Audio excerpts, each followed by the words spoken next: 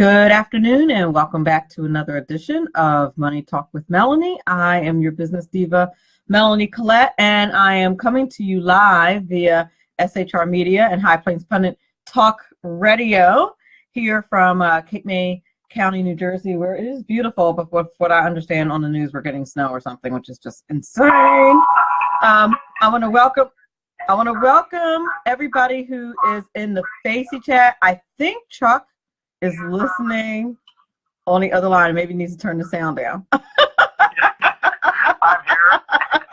here. Okay.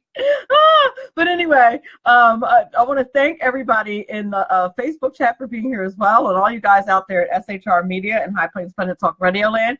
I fell behind already on giving shout outs in Facey. Greg was the first person here today, Mr. Greg Wilson, Jen, Cecilia, Dwight, Sandy, David Obuya, whose name I'm probably pronouncing incorrectly, Liz, Teddy Lee. Hi, welcome, and thank you. I'm excited. If I seem, hi Doug, if I seem a bit more energetic today, that is because this is the first official day of spring break for me. I don't really consider Good Friday. I mean, I guess it's part of the spring break, but I don't know. Good Friday, I just consider it to be such a sacred day. I don't look at it as a break day per se, but today is the first day of spring break, and so every teacher that you meet today will probably have a very similar countenance as mine today, which is a big, broad, bright smile on her face.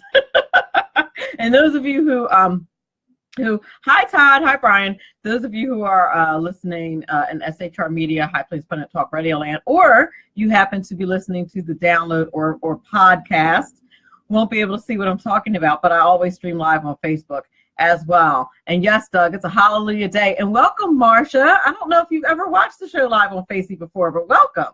So glad that you're here.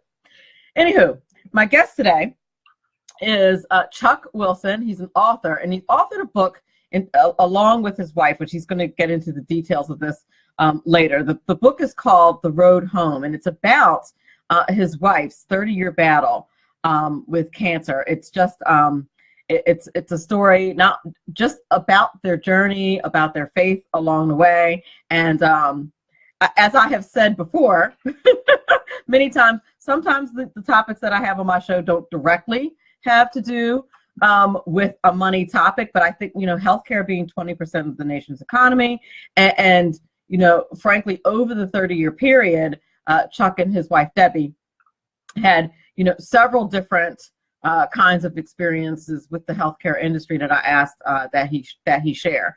But from a faith perspective and just from a life perspective, I just felt their story was so important, and I wanted to be able to share that. And when your name's on the show, you get to do that. So,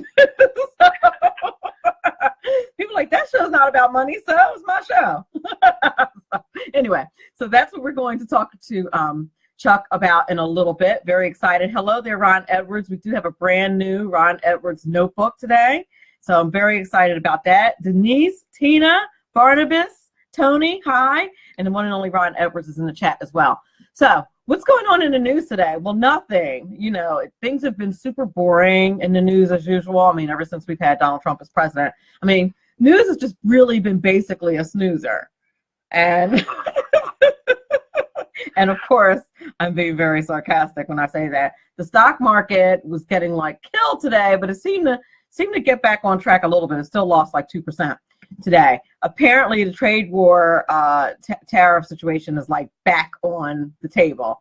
I thought they were negotiating, kind of trying to work this thing out, but China has said that they have changed their tariff policy on 128 imported products from the United States. This is, of course, a response to President Trump's metal tariffs that he announced in March.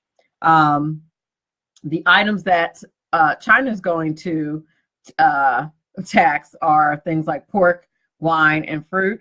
I mean, I don't know about you, but please, for the love of God, don't tax wine. Just saying. And it'll amount to $3 billion.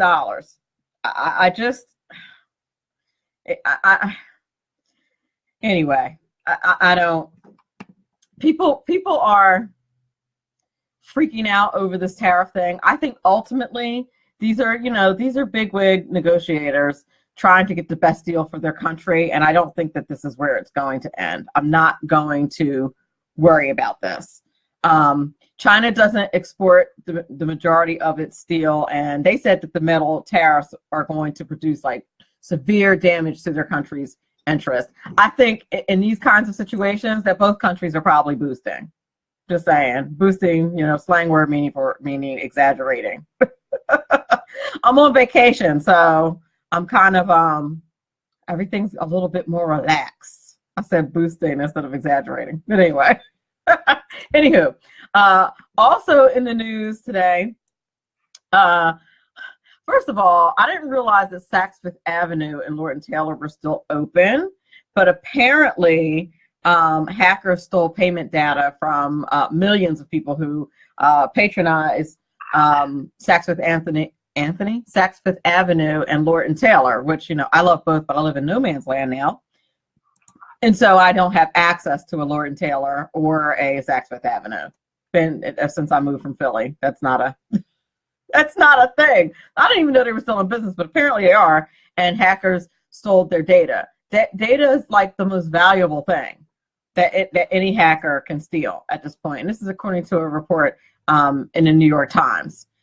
So it's not a good look. I mean, if you're going to hack anywhere, I would think that you would hack Lord & Taylor and Saks Fifth Avenue. Frankly, they're, very high-end stores, and you probably do want to hack those people who are buying stuff there, because frankly, I don't, even if I live near a Lord & Taylor's or a Saks Fifth Avenue, I just don't see myself shopping there with all the other available resources. But I mean, that's not a hit on Saks or Lord & Taylor. I'm just saying. Well, I want to welcome to the Facey Chat Philip Taylor and Russ Miles as well. Welcome. And Lynn Patrick, hello. Thank you so much for being here. What else is going on in the news? Now, this doesn't surprise me either. Anyone who's been, actually, let me get to this first. Tesla, apparently information has been revealed about that accident on March 23rd, the driverless car. It says that according to the vehicle data, the driver had time to put his hands on the wheel and avoid that accident while the car was in autopilot. So I don't know what's up with that, but Tesla's having a lot of problems, including the fact that their Moody's rating was downgraded last week. So that's a problem. The last thing that I wanted to mention is that mall vacancies hit a 6-year high in the first quarter of the year. This is according to the Wall Street Journal. Now, anyone who's been to a mall recently probably knows that. I mean, I attribute it to my old age. I don't know, but I don't go to malls anymore. I can't stand. First of all, part of the reason why I don't go to the mall is too many kids there.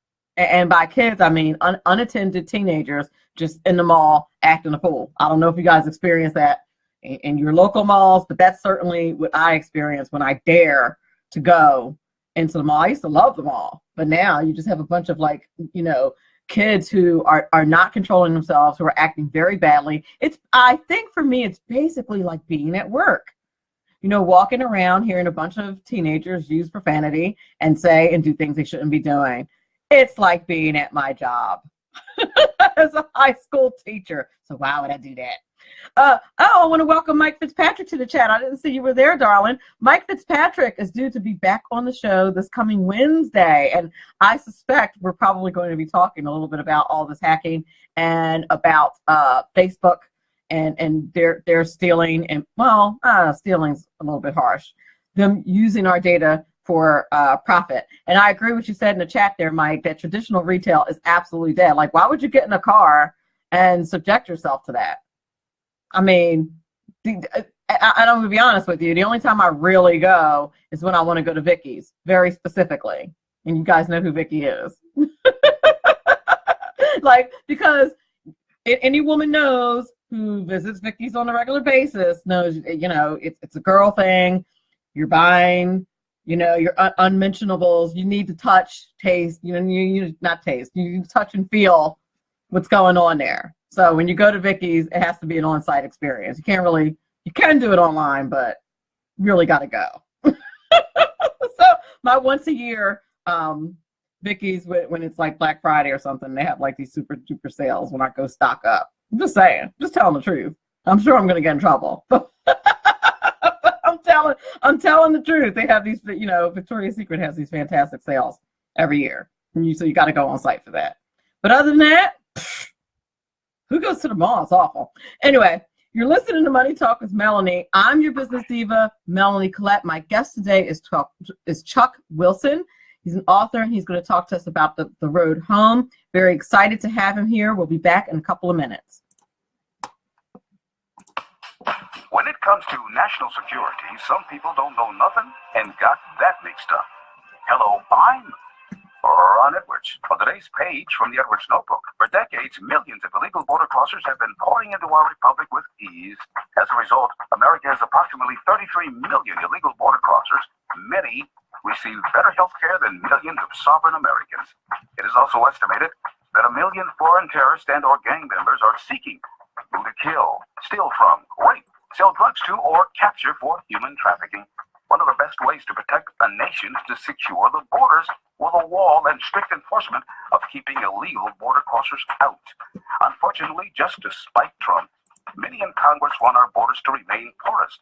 Economically, it is a $160 billion price tag to us taxpayers. So when retired General Marty Dempsey claimed that President Trump's request to divert money from the military budget to pay for the wall would create a shortfall, I concluded his open borders tendencies has impaired his judgment.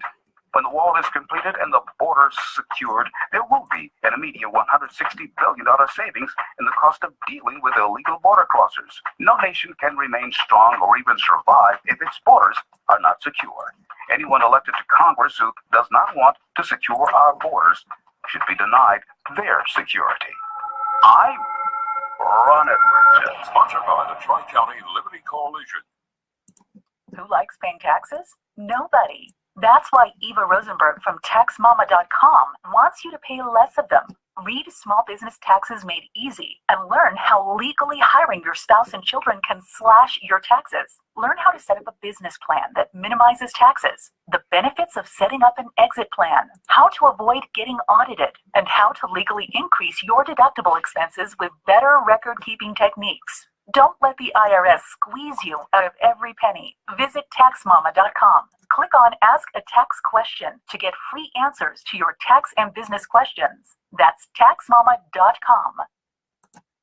My name is David Barnett, and I've been helping people buy and sell small and medium-sized businesses since 2008.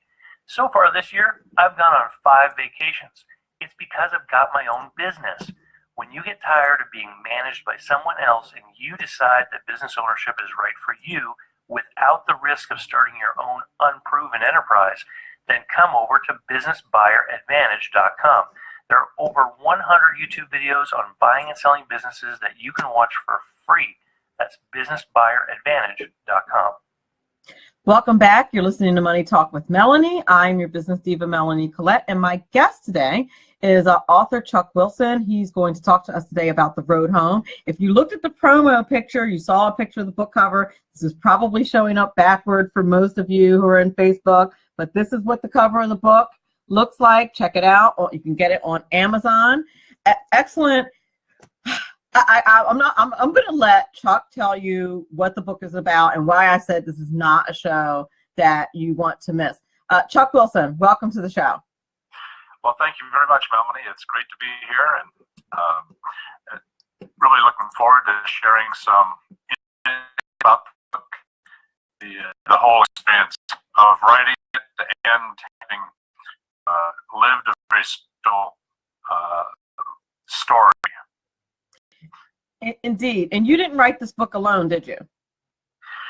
No, I was the primary author, but worked with my wife over, we began working on the book together back in the mid-90s. And it was initially supposed to be a book about how to beat cancer through, right eating, faith, and so on. But the story ended up being much different, much more powerful, and I think it became real. The challenges of cancer, which if you get a chance to read the book out there, you will see that she faced just countless episodes of several types of cancer, and we learned how to deal with each of those episodes, work through the process of chemotherapy, major surgeries, the healing process. Facing each time, just about there were major situations with infection and so on, but we knew to hold in there. We had a strong faith that grew as a result of the cancer. And I'll just relate a part of the story that was so key to our ability to hang in there. And I think it's something that needs to be shared with everyone, regardless of whether you get this kind of a special event. But back in the early 90s, we had moved, and I'm a retired naval officer, and at that time had been transferred from the West Coast to the Rock Island Arsenal in Rock Island, Illinois. I was taken over as commanding officer of a naval facility there, and believe it or not, there are naval facilities throughout the country, even where there is no ocean. I always say we kept the submarines out of the Mississippi there. But anyway, we lived on the Iowa side of the river, and we had gone to the University of Iowa Medical Center to have a scan of my wife's, basically the liver area, and turned out there were over a dozen tumors showing in her liver. The oncologist brought in an oncology surgeon, and that surgeon told us that this is exactly what he said. He would not touch her with a 10-foot pole. And the oncologist told us that there really was nothing to be done, and advised her to get her affairs in order. He felt that it could be as long as 6 months before the tumors became so large as to impact her health or her daily life. And so to do everything that she ever wanted to do in that 6-month period. And she had responded that, well, she really wanted to grow old with me, was her ambition. But as we were leaving, and of course it was just devastating news, the oncologist said, well, he would share the case with the tumor board that afternoon, and that there was a new transplant team that had just started there, and he would share it with them, but there was virtually no hope that the transplant team would take the case because she had stage 4 cancer, and this was adrenal cancer, a very rare cancer that we were primarily dealing with. But so that we were leaving and got home that day, and my wife was pleading with God for help, and she wanted to raise our sons. My oldest son was just starting 8th grade, and my son Greg, who happens to be listening right now, he was, I think, in 4th grade, and there was virtually no hope but she was pleading, wanted to see them through high school, and didn't want them to have a stepmother. I mean, all these sort of things that were going through her head. And she pleading with God and just opens the Bible, asking for a sign to from God, and puts her finger down and comes down on the verse that says, "And may you live to see your children's children." Now that appears in Psalm 128:6. Now, a lot of folks, well, you could come down on any random verse that might provide some help in a dire, very tough time. But somehow she knew, and she basically flew down the stairs with her finger still just pressed into the Bible, as excited as I had ever seen her in her life, just pointing to this, what she had found. And we somehow, we took it as a sign, that God was with us, that He exists, and that there is something beyond us at work. And it was hard for me to kind of absorb, but a minute or so later, we get the phone rings, and it is the nurse that worked for the transplant doctor, asking us to come back to Iowa City. The transplant team doctor had some ideas and wanted to meet with my wife right away. And turned out, she did, in fact, live to see her children's children. And we have 3 granddaughters. My wife has passed away nearly 3.5 years ago, but she got to spend time with our 3 granddaughters. The oldest one now is 8, and we have a 7-year-old granddaughter and a 5-year-old granddaughter, and they all got to know their grandmother, and she certainly got to know them. That's incredible. I want you to tell the audience how you mentioned this one time that the doctors told her to get her plans in order. I want you to tell the audience how many times the doctors told her, go home and get your business in order. I think it was 7 times. The 7th time was the one where we knew that it was over, that it was time to prepare for the end. And there's just something about it really came down to, we knew, and I think it was the 3rd time that she'd been told to get her affairs in order when she found that, came down on that verse in the Bible. But the power of that experience propelled us through each of the other times that she was told, conventional medicine was out of options and there was nothing more to be done. Well, we knew there was more at work, and so we kept working. We maintained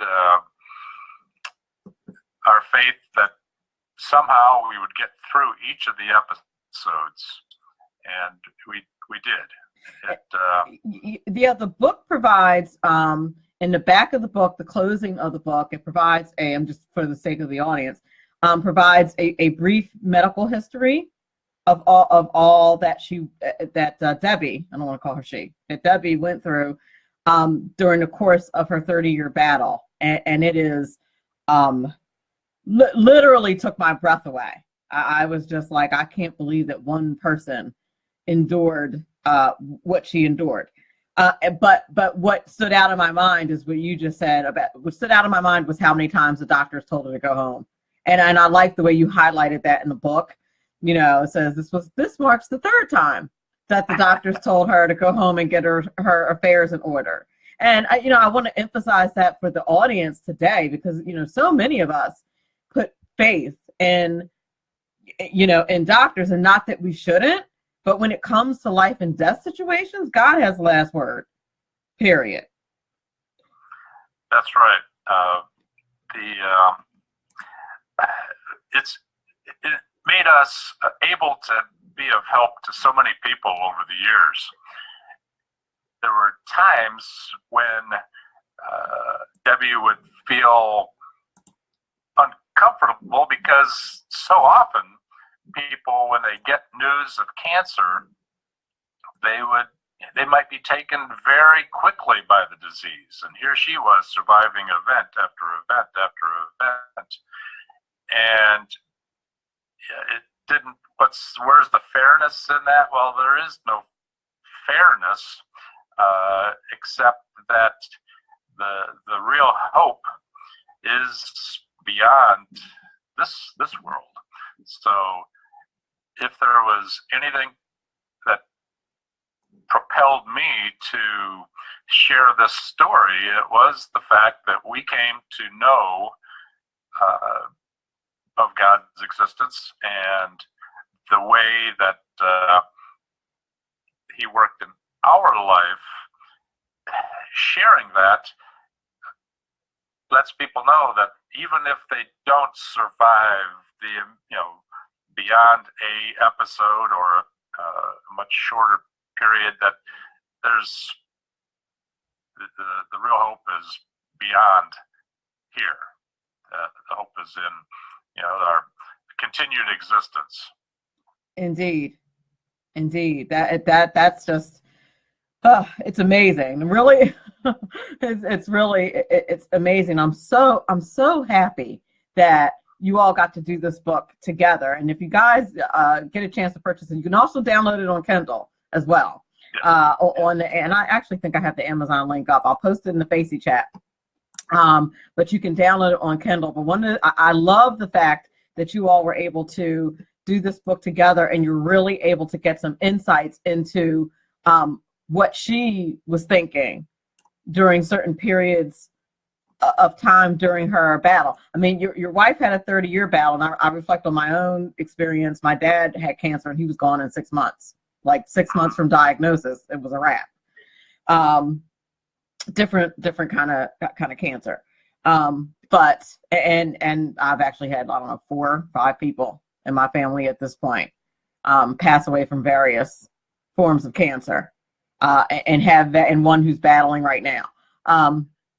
So I mean, on the one hand, I think there are people who would say, who's never experienced that, and I want to go right away. I don't know if my dad would say that.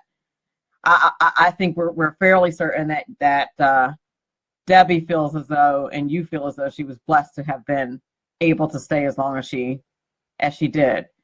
Yes, and as I said, the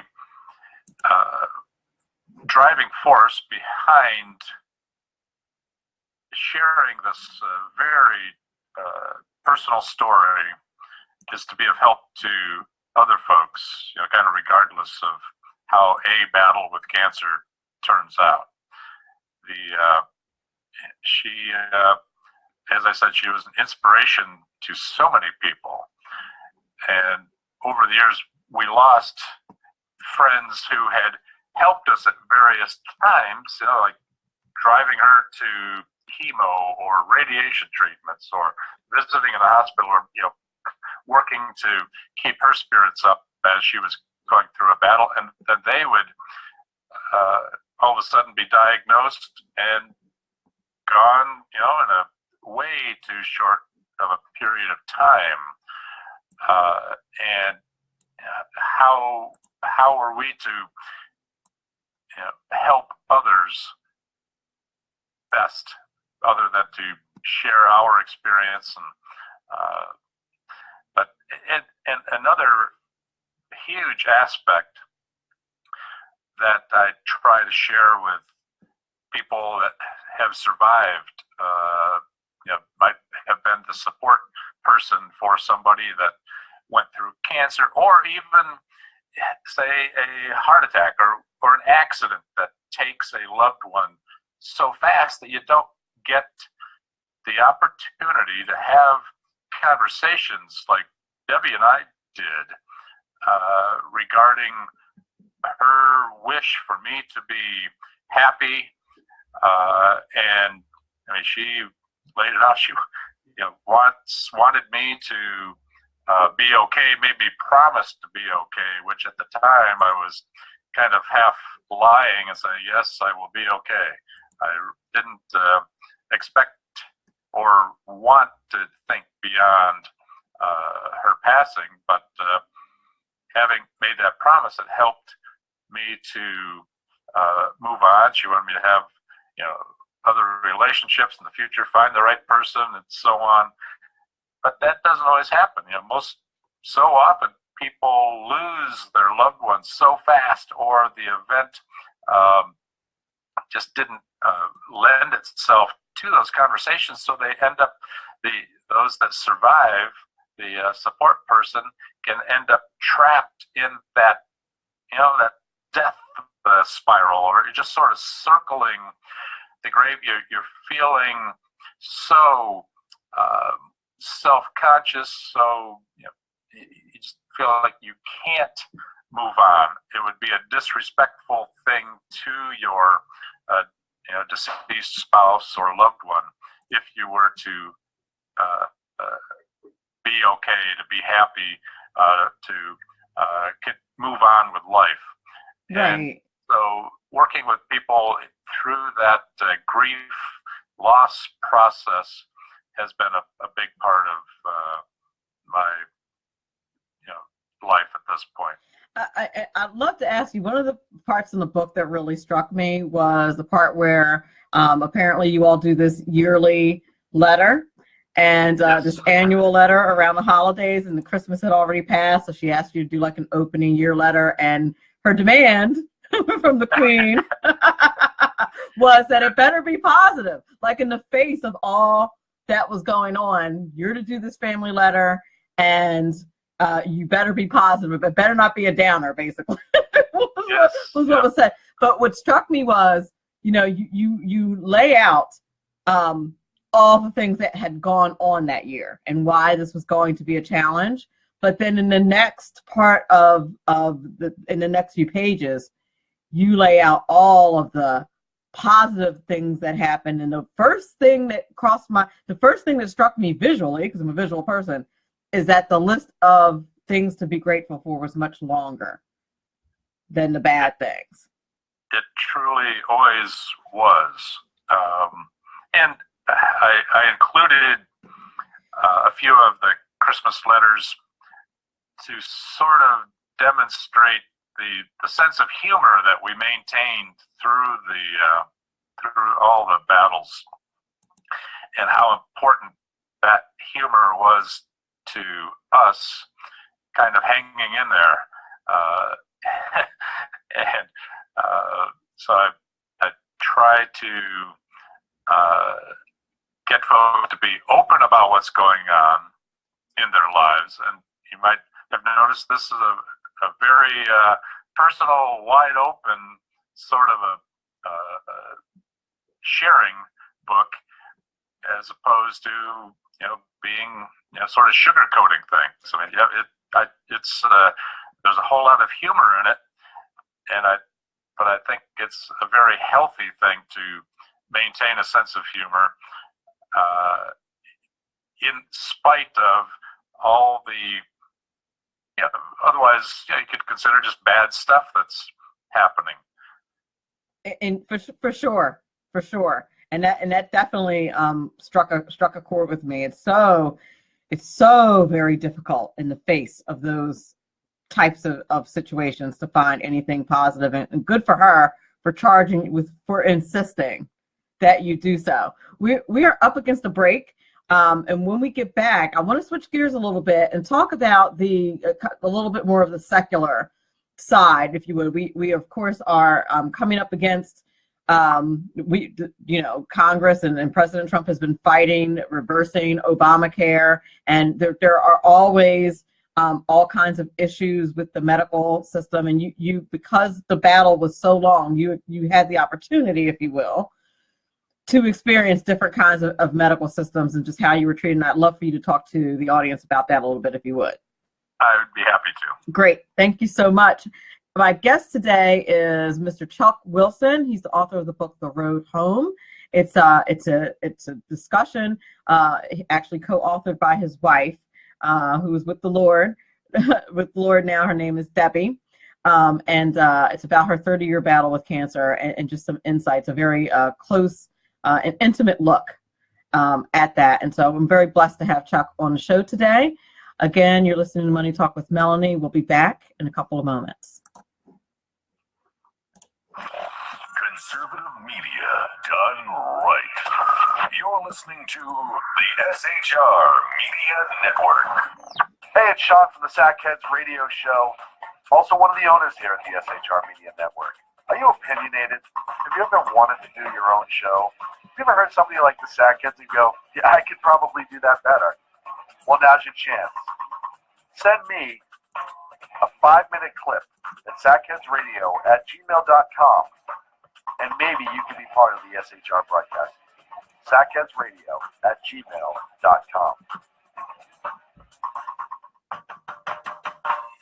It's your business diva here, Melanie Collette. I am inviting you to a front row seat as I discuss some of the most intriguing details of wealth and finance with today's movers and shakers in the world of business. Listen in and discover financial truths on a global, domestic, and household scale. Uncover topics that will impact your wallet today and in the future. Money Talk with Melanie airs Monday through Friday, 5 p.m. East, 2 p.m. West, right here on SHR Media and High Plains Pundit Talk Radio. You can't afford to miss it.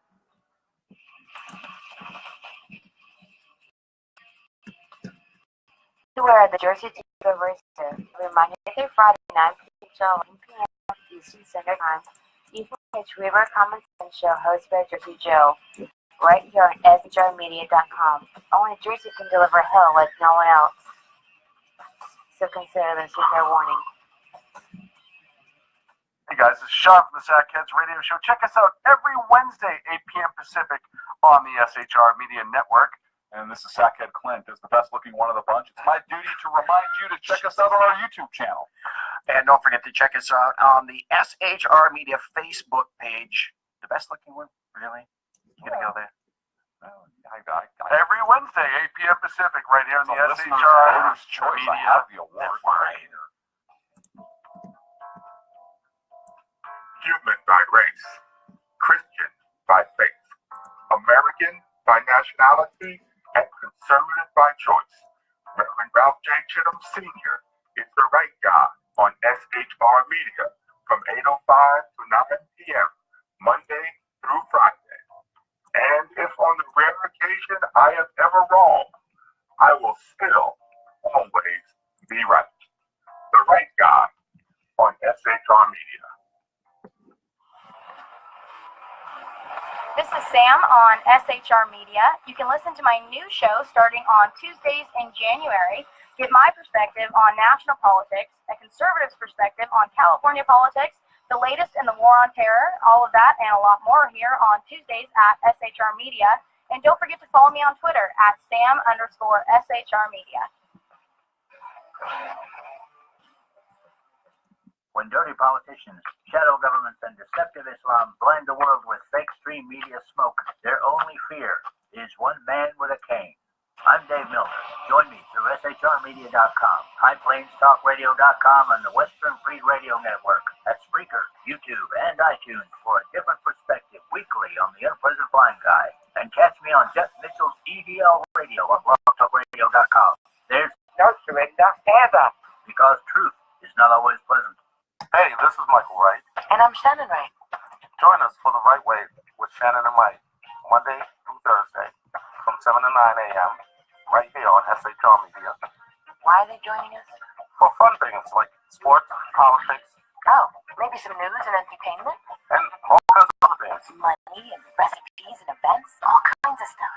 Yeah, so join us Monday through Thursday, 7 to 9 a.m. here on SHRmedia.com. welcome back. You're listening to Money Talk with Melanie. I'm your business diva, Melanie Collette. I'm giggling just a little bit. If you all at SHR Media and High Plains Pundit Talk Radio land can hear the giggle in my voice, because I'm looking at the Facey chat and people are like, where's the tax mama, who's one of my sponsors, the one and only Eva Rosenberg. I want to have her on the show, but it's tax season, and I'm sure she's like super busy, but I'm going to ask and see even if I have to pre-record her, because she's got a new book out. It's not in the current promo. I'm working on a new promo for her, but she's got a new book out on the Trump tax plan, and she's the tax mama at taxmama.com. She answers your tax questions for free, and I want to thank my audience for asking about her. As far as I can tell, she's alive and well, and just a busy little bee, as usual. But I played her promo earlier in the show. But I appreciate you guys asking for her. Check out her website. She knows any and all things taxes. Also, I didn't tell you guys this. I was on C.L. Bryant. I don't know if you guys are familiar with him. He is a fairly well-known radio host. He's got a billboard in Times Square, just saying, from Red State Talk Radio. And I was interviewed by him today, and I'm going to be a regular on his show. We're going to work out the deets later, but after today's interview, he decided that that's what he was going to do. So I wanted to mention that to you. Red State Talk Radio. You can catch it streaming live at redtalkradio.com. And I posted a link to the podcast of the show on the Money Talk with Melanie Facebook page. So I'm going to let you guys know that. And then I'm going to be on the Bloviating Zeppelins show tomorrow night at some ridiculous hour, like 11:15 Eastern Standard Time, p.m. Eastern Standard Time. I wanted to mention that. I told him, can we please wait till spring break, because I get up at like 5 in the morning. And so we scheduled it for spring break. So I'll be on BZ's show tomorrow night, right here on SHR Media and High Plains Pundit Talk Radio. And I'm on somebody else's show next week. I'll let you guys know about that. That's it. Okay. So Chuck, before we went to the break, I asked you about the medical kind of navigating through the healthcare system, how that worked over a 30-year period. What did you think was good? What did you feel the challenges were? How you feel about how Obamacare has affected the medical system now, or the healthcare system now, those kinds of things. Hopefully I didn't give you too much. Go ahead. Start wherever you would like. I have some opinions on the best approach to medical care, and it's and I certainly experienced medical care all over the country. I was active duty Navy, and we were transferred around the country and would be shifting doctors regularly. I did have decent insurance. Was Champas, then I became TRICARE. That's what members of the military have for their families, and it did a fairly good job. There were doctors that in locations that would not accept TRICARE, and we would have to pay beyond just the deductible and the what TRICARE said was the appropriate amount for various services. And I'm thinking of one time, and I relate it in the book, and this was one of those that sure bugged my wife. There was an oncologist. I was stationed in Newport, Rhode Island, and it's a very limited type of medical marketplace there. And to get to other medical care, it's a bit of a drive and so on. The one oncologist that we could get for her to have her chemotherapy through wouldn't accept TRICARE. It wasn't TRICARE at that time, but And so we had to pay a huge amount of money beyond what the insurance would pay.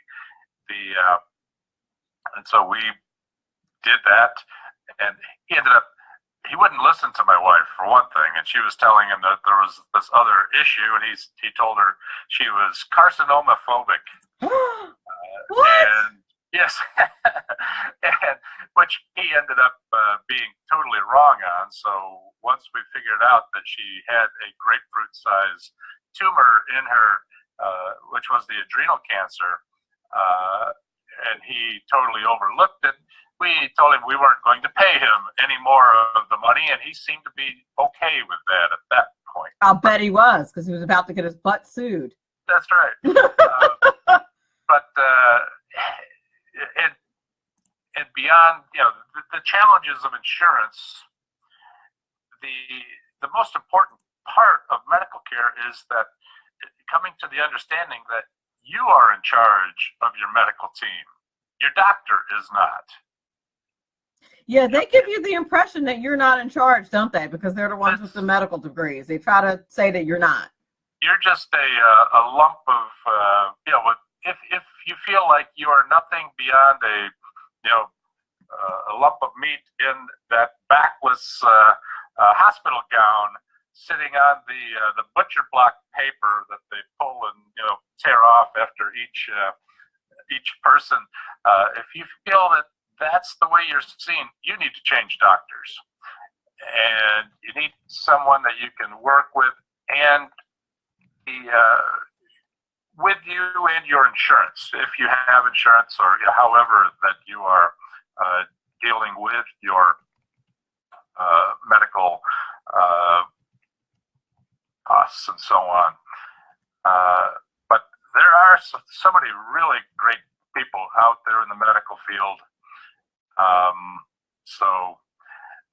We experienced a lot of medical bills, and we just would pay what we could each month. That might be $25 or $50 that we were paying to multiple places with the on account.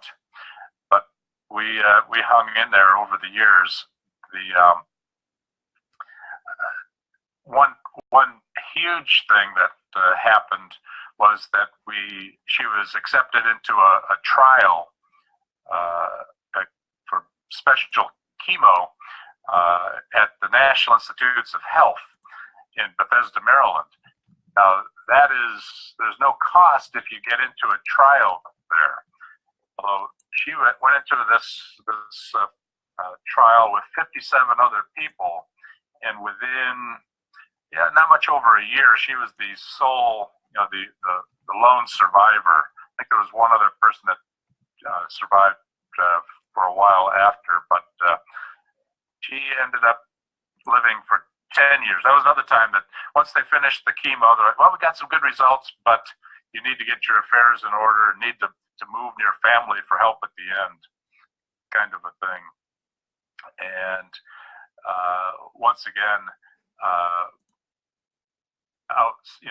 she survived way beyond what expectations were, and she ended up being the longest survivor of adrenal cancer in history.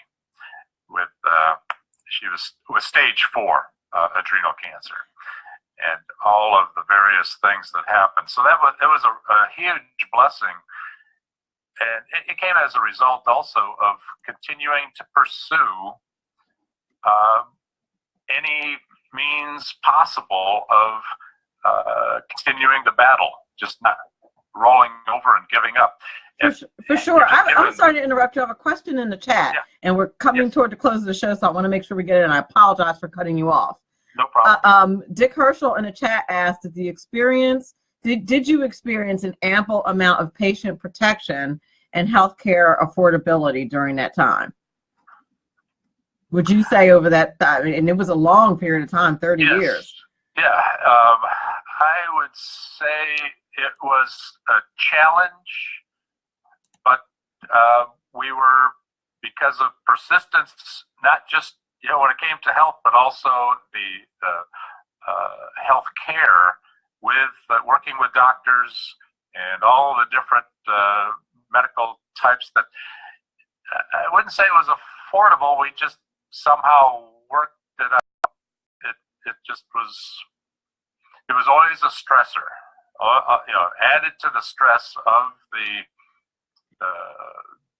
cancer challenges and so on. But I think we got to the point where it didn't stress us so bad. We kind of knew what to expect, so we just knew that what you had to keep plugging away at, spreading the money around to all the different medical facilities and doctors and so on. That's amazing. And so if someone was not similarly situated financially, it doesn't sound like you're necessarily, wealthy per se, but we're able to handle it. Someone who is not in that situation would probably have a much more difficult time or a lesser survival rate. What do you think? Do you think that contributed your ability to do that or not? Well, I think it wasn't. We certainly weren't confused with wealthy people ever, but the real discriminator, or the real thing to separate those that survive from those that may not, you're just given so many opportunities to give up. That diagnosis means it's over. Oh, that cost or that medical situation means it's over.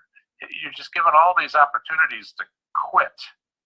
And we just found that kind of no matter what, if you hung in there and didn't accept your demise, that so often you were able to continue. All right, that speaks volumes. I love that answer. Not the answer I was expecting. That's what happens many times when I'm interviewing my guests. I love that. I absolutely love that, and that really is the bottom line. I will tell you, it's been my own experience, and I think anybody who's been a Christian for any period of time can tell you that God can turn things around on a dime. And you just, and you can't see it, and that's the whole point. You're not gonna see it, but He can turn it around on a dime. So, absolutely. We're approaching the close of the show. I want you to tell the audience how they can get you on their show. I have a number of radio hosts that listen to my show, and also where they can get the book.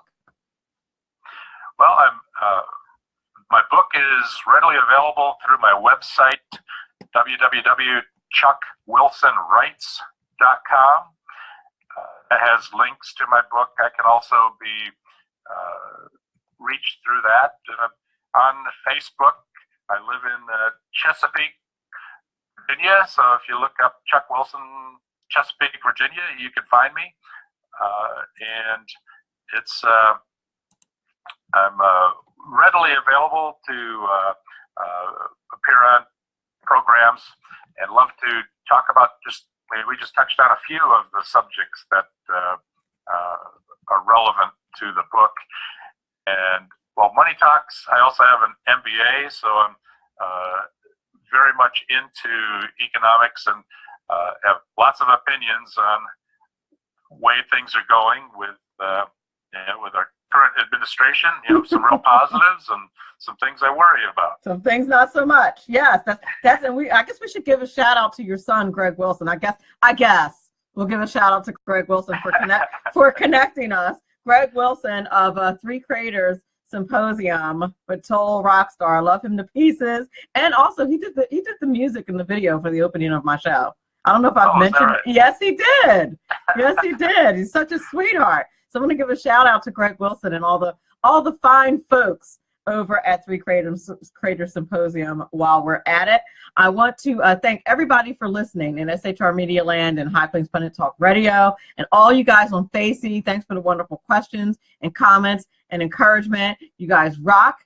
Remember, all of this is very important because after all, it's your money. Have a great day.